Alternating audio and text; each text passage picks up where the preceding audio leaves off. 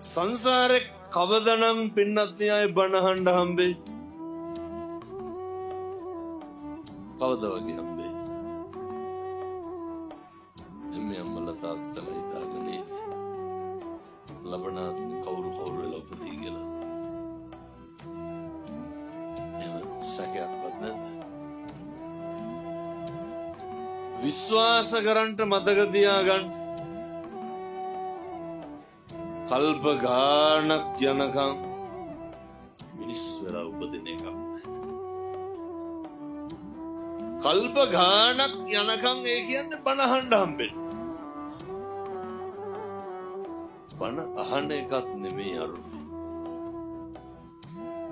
මොකක්ද අරුමේ? දැන් මොකක් හරි අහලා තේරුම් ගන්න පුළුවන් කවුරු වෙලා ඉපදුනා. බලන්න මොයින් බල්ලොන්ටත් ඇහෙනවද?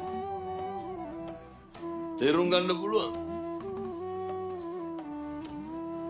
නිවන් මඟ අහුරන ප්‍රබල කාරණයක් තමයි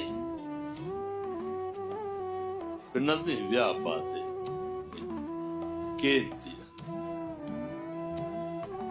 මරෙන්ඩ කලින් පුරුදු වෙන්න මේ කේන්තිය නවත්තලා